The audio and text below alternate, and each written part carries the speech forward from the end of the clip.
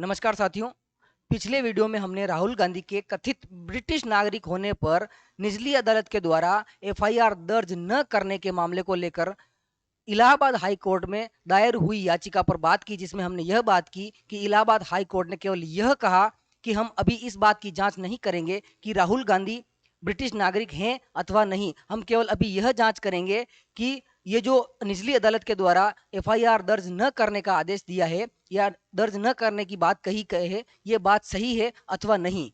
अब इस मामले में एक बड़ा मोड़ जो है वो देखने को मिला है और इलाहाबाद हाई कोर्ट ने राहुल गांधी के ऊपर एफआईआर दर्ज करने और उस एफआईआर के बाद में जांच करने के ऑर्डर दिए हैं। इस मामले में एक बहुत बड़ा मोड़ आया है और राहुल गांधी पर याचिकाकर्ता विघ्नेश शिशिर द्वारा बहुत गंभीर जो है आरोप लगाए हैं। बात को अपन सिलसिलेवार समझेंगे, क्या कहा कोर्ट ने, कौन कौन सी बातें इसमें कही और कौन कौन से तथ्य जो है वो राहुल गांधी के खिलाफ निकल के आते हैं।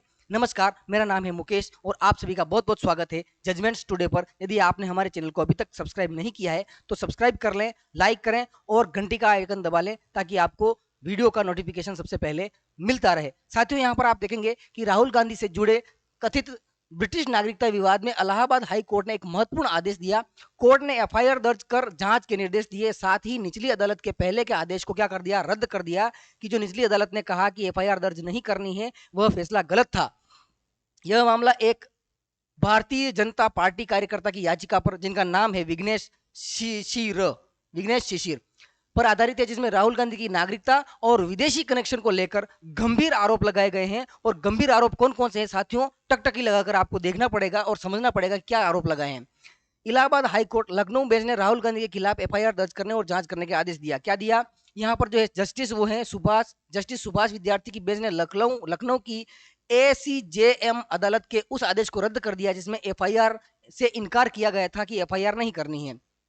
याचिका जो है बीजेपी कार्यकर्ता विघ्नेश शिशिर द्वारा दायर की गई, जिसमें राहुल गांधी की कथित ब्रिटिश नागरिकता का आरोप लगाया गया है।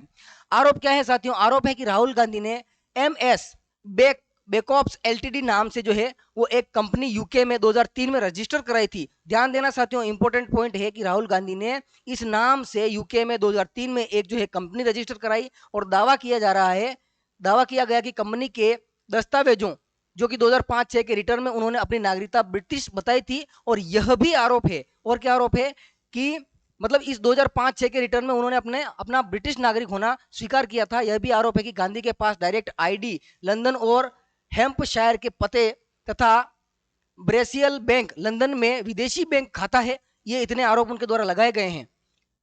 कंपनी को फरवरी 2009 में भंग करने के लिए आवेदन किया गया था। याचिका में यह भी कहा गया है कि 2004 के लोकसभा चुनाव के दौरान राहुल गांधी इन तथ्यों का खुलासा किया। 2004 में जो लोकसभा चुनाव हुए थे उनमें राहुल गांधी के द्वारा इस प्रकार के तथ्यों का खुलासा किया गया, ऐसा बताया गया। आरोपों के आधार पर भारतीय न्याय संहिता, आईपीसी, पासपोर्ट अधिनियम और विदेशी अधिनियम और सरकारी गोपनीय अधिनियम के तहत कार्रवाई की मांग की गई। साथियों, यहां पर आप देखेंगे तो पाएंगे कि कोर्ट ने स्पष्ट किया कि आरोप सही है या गलत, इसका निर्णय जांच और ट्रायल के बाद ही होगा। कोर्ट का कहना है कि प्रथम दृष्टया आरोपों को हम सही या गलत नहीं साबित कर सकते। केस बनता है और केस के बाद में पता चलेगा कि आरोप सही है अथवा नहीं है, तो इसलिए जांच होना जरूरी है। आरोप सही है अथवा गलत, इसका निर्णय जांच और ट्रायल के बाद ही होगा, इसलिए शुरुआती स्तर पर जांच को नहीं रोका जा सकता और इसी कारण से निचली अदालत के फैसले को रद्द कर दिया गया।